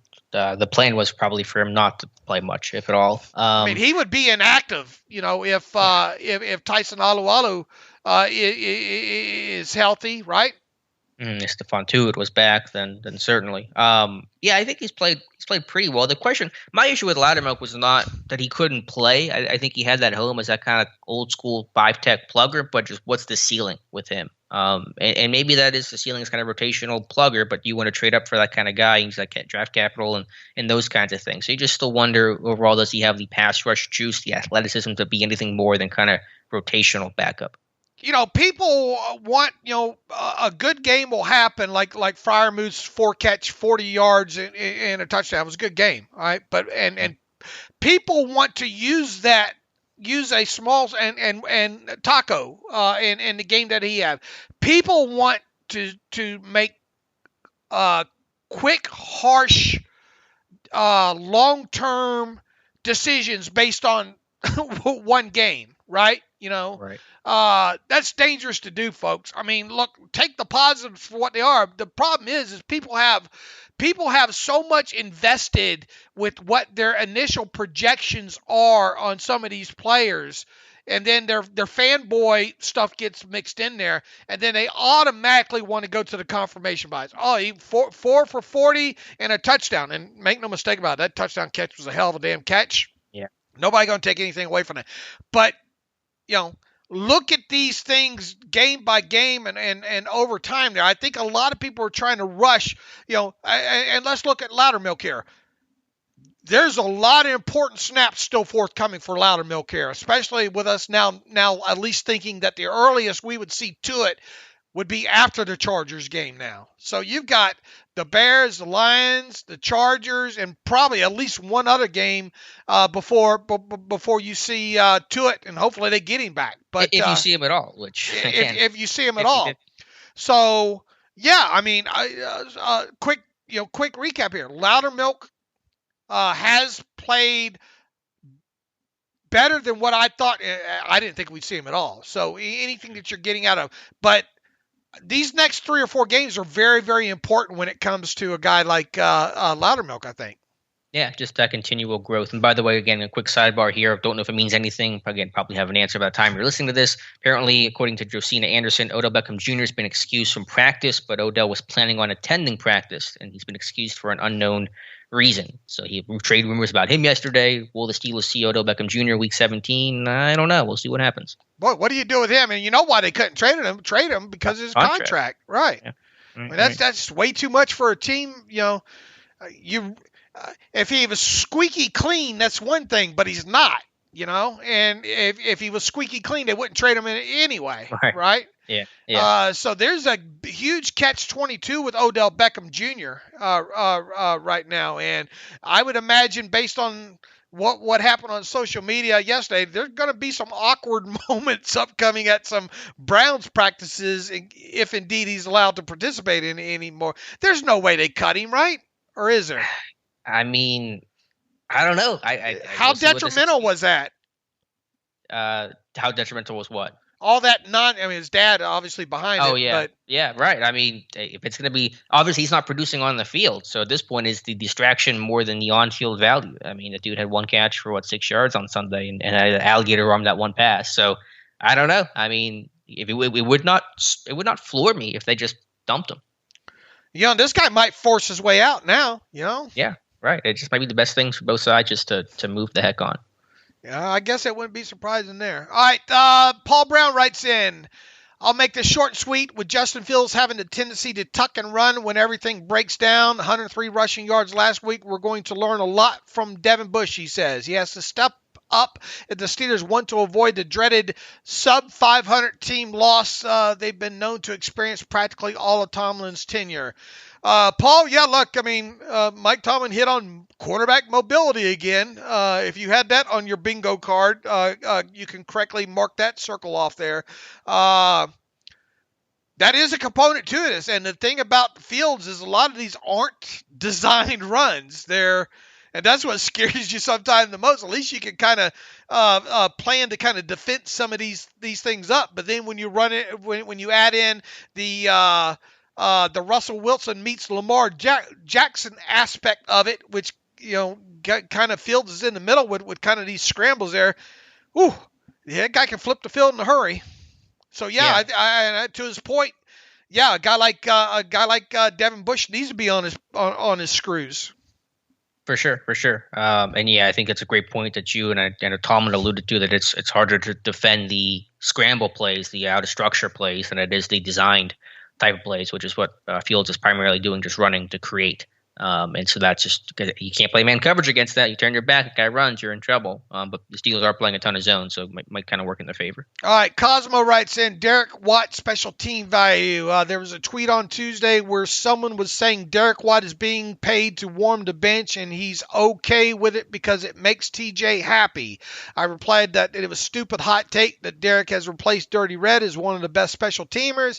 And then I got yelled at by other tweeters saying that Derek is overpaid and arguing his value on special teams. Dirty Red signed a $7.1 million 2-year deal with Buffalo, so the fact that Derek makes $3 million this year, it doesn't seem that that unreasonable. And even though we don't use the fullback much, I think in general that's more useful than Dirty Red is at inside linebacker. How do you think Derek has done on special teams so far this year? Of course, it's hard for me to gauge from the TV broadcast view, but it seems like he's often around the ball and is a reliable tackler and hustles. Is he on all 6 special teams?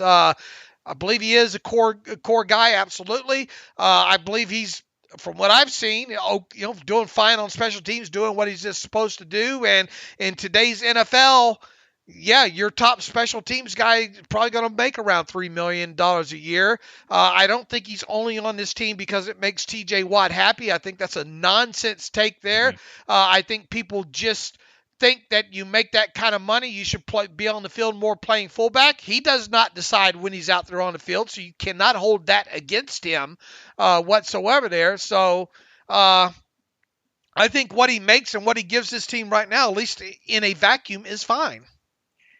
Yeah, I think it's a pretty insulting assumption to think that he's on this team solely to appease his brother. And if that was the case hypothetically, and it's not, but if it was, I would not be okay with that. What a horrible use of resources and roster spot, cap space, and all those kinds of things. He's there primarily to be a special teamer. He's tied for the team lead in special team snaps with 113. He's has the team lead in special teams tackles with 6. His 5 solo special teams tackles are tied for 11th most in football, the most on the Steelers. He's not he's a 4-phase guy. He doesn't play on the field goal units, obviously, so he plays on every other unit besides the field goal kick team, field goal block team. But yeah, I mean, that's his role. Now, I think you can argue that Pittsburgh still paid him too much money. If you want to do that, I mean, that's fine, but that's a separate point than he's here solely to be TJ Watt's brother. And I know that's not the point the reader's making. He's countering that original point, which I agree with. I mean, Derek Watt is here to be a core special teams player, and to overlook that, to not recognize that fact is just so short-sighted. Is he overpaid?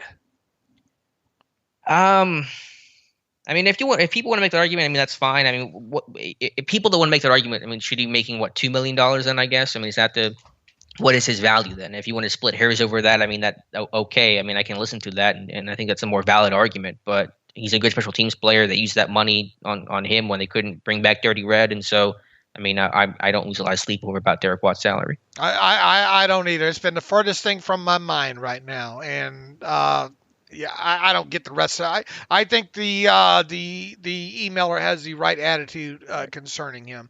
Let's see. David Rickards writes in, the organization and Taco Tuesday. Thanks as always for the work, all the Depot team included. I'm very pleasantly surprised with Taco's contributions after reading Jonathan's article. Tomlin echoed the team's confidence in him when asked about his role in relation to the Melvin trade. Is this team's ability to coach develop young men just better than most teams?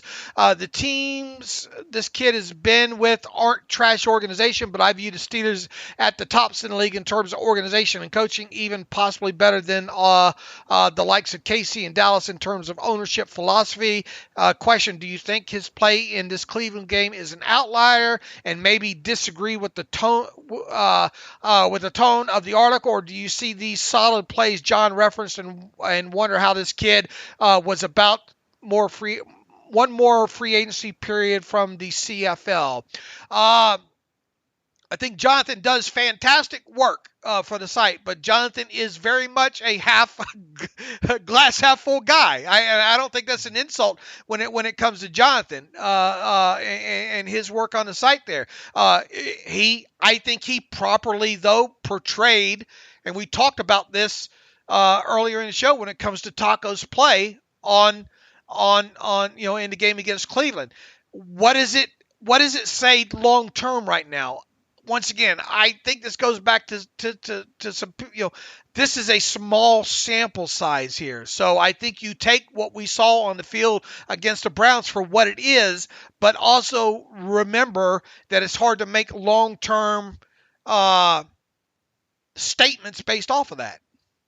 Yeah, I'm just taking it one game at a time right now. I think Jonathan had a good article. I mean, I think you're right. He's more glass half full, but he will certainly talk about the negatives of players during, games and posts and things like that. So he's not, there were no blinders on with him. But yeah, I'm just taking it one game at a time. But as Tomlin says, they don't care how you got here. Don't care what your story was. Obviously, this guy had talent, the first round pick, and so they're going to try to make the most of that talent that I think he does have, and so we'll see what happens. But I was encouraged by his Steelers debut. I thought it was 10 solid snaps. Look, it was better than what his impact on that game was better than I thought it would be going into that game. So there. Yeah, I mean, you're arguing he might have had the forced fumble there. He might have had a half sack. You do that in 10 snaps. I mean, that's not a bad day at work, I guess. Right. What do you think about the statement from David here that says, is this team's ability to coach/develop young men just better than most teams? I mean, that's obviously tough for us to answer because we don't look at other teams the way we look at the Steelers. But I think it's fair to say yes. I think they do a good job. I think Tomlin does a good job of getting the most out of guys, generally speaking. So yeah, I think that would be a fair assumption to make. The whole thing, going back real quick about this report on, I hate to jump, me, I'll go down a rabbit hole in a heartbeat here. That Josina Anderson report on Odell Beckham Jr. Mm-hmm. I think Josina is very underrated, and I've said that for years. I have been a Josina Anderson fan since she was at the Denver station years ago, and I've had dialogue with her that long. And I can get things answered by her via direct message and all like that. Because she has such a good rapport with these players. So she talks to everyone. I mean, I don't know how she does. So with it, that's where my question comes in at. What does it, and this is not this is nothing against Josina Anderson, but what does it say that she has this information on Odell Beckham Jr. right out of the chute here? Yeah, and I think actually I think she was the first to break the Melvin Ingram news yesterday too, I want to say. But anyway, yeah, I don't know what it says. There's a follow-up report. Is Odell leaking this stuff to her? Is what I've got, or somebody within Odell's family or close proximity leaking this to her? I mean, it wouldn't be surprised if his dad's posting Instagram videos. They're probably talking to somebody. A report from Charles Robinson says, source close to the Browns, Odell Beckham Jr. said the wideout will not practice today, and that decision is team-related. And Robinson concludes by saying, quote, this appears to be a crossroads. And so whatever the situation is, whoever's leaking, I don't think Odell Beckham Jr. is going to be a Cleveland Brown for much longer. All right. Well, we'll see. But look, I mean, you better do something before you start getting into the work week, and the work week is here now. Yeah. So they have a big game coming up against the Bengals, right? So yeah. If you're saying don't show up to practice, I don't know how you come back from that. I don't know what the roles they're supposed to be. If you're at that point, that's like the next step is just cutting them. You know what's going to happen if they cut him? We're going to get a lot of tweets. The Steelers should sign Odell Beckham Jr. What would your answer to be to that? No, thank you. Let's see. Louis Sure writes in, hey, Dave and Alex, I know the national media said that the NFC West was the toughest division in the NFL, but what division do you feel is the toughest? You know what, though? You know what the television broadcasters think is the toughest division in the NFL? Whatever game they're doing, it seems like, right? NFC, Cardinals versus Rams. Oh, this is the NFC West, is the toughest division in football. You get you get Tony Romo talking about the game the other. The AFC North's toughest division. Pound for pound, though, year by year, I mean, who is the toughest division? It's definitely not the East, AFC East. It's definitely not the AFC South. The West hasn't had the bottom feeders, I don't think, compete in a while in the AFC. Mm-hmm. So that leaves the North. I mean, it seems like it's the Ravens and the Steelers, and then, as of late, obviously the Browns been sticking their nose in there. I mean, for a while it was a two-team race every year in the AFC North, but it's tightened up even more. The AFC North has never been better or more balanced than ever before. Right. No, I agree. You have 4 teams that are right in the thick of things. The Bengals had their moments back in the early 2010s. They would just be competitive, wouldn't win the playoffs, but would be around there. But yeah, I think right now the AFC North, certainly the best division in the AFC. I think you could right now, right?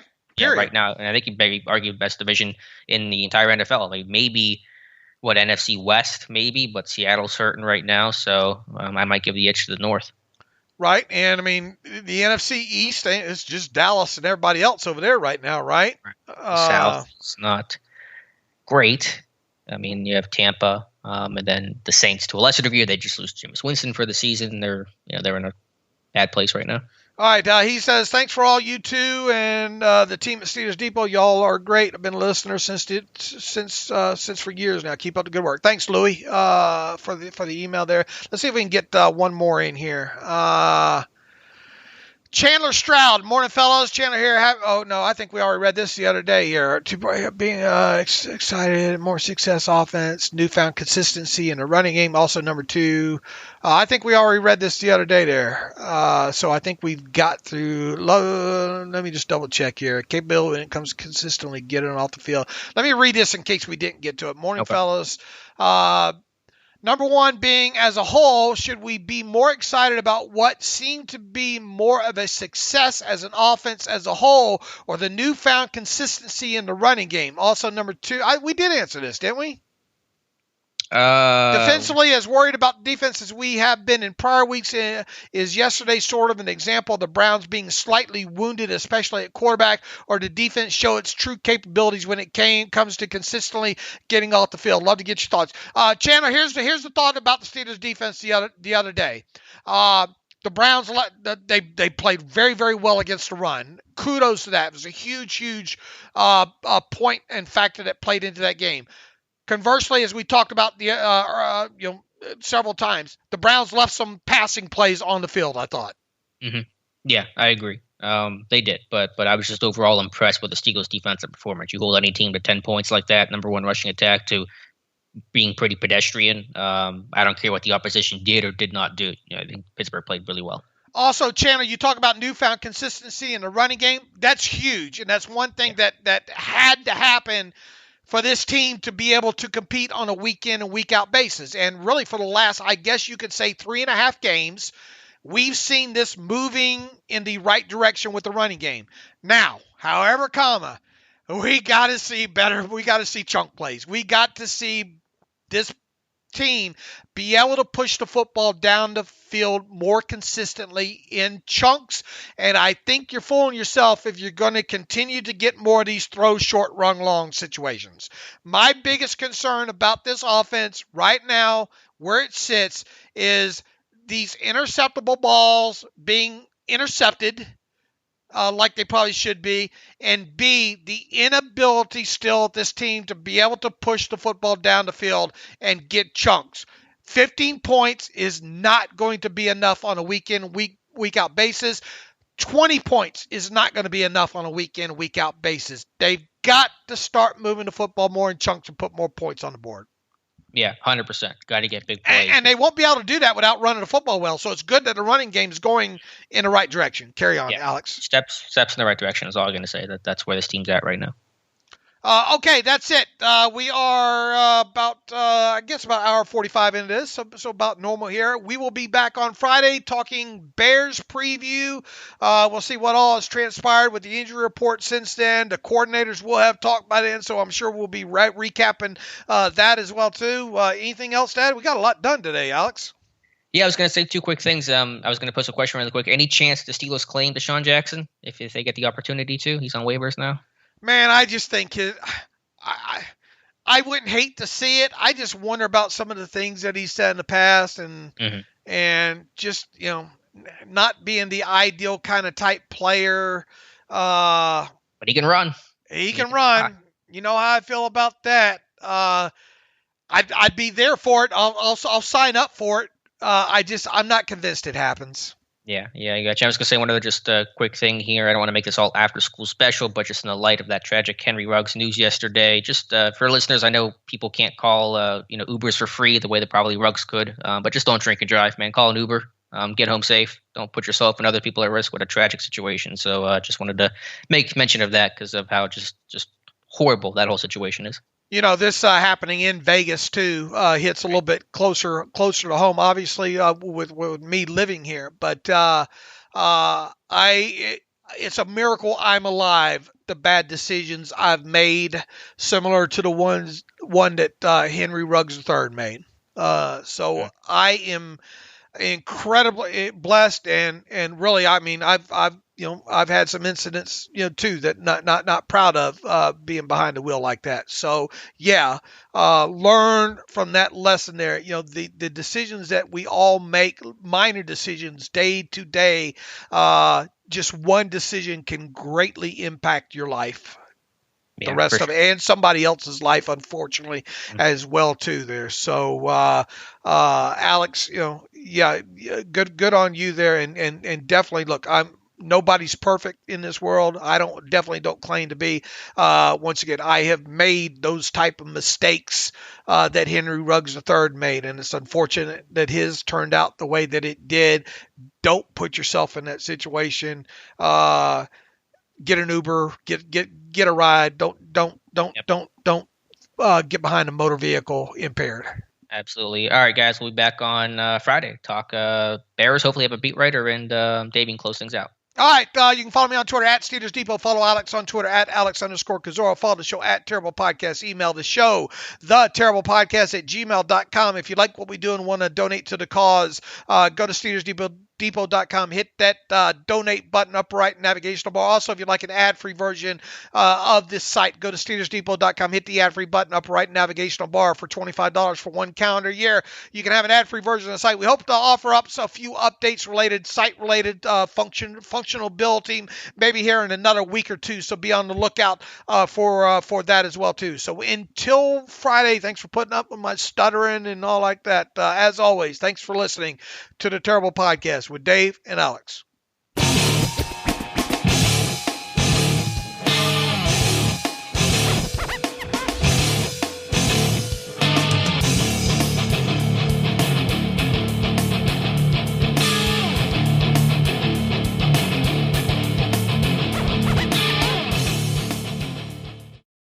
Adventurous RNs join the great team at Dignity Health Yavapai Regional Medical Center in picturesque Prescott, Arizona. We offer relocation bonuses, support for your BSN and certifications, and an outdoorsy lifestyle in Prescott, the coolest place in Arizona. For seasonal nurses, we have 13-week opportunities with a great living stipend. Change your career with a change of pace. Visit careers.yrmc.org to learn more. That's careers.yrmc.org.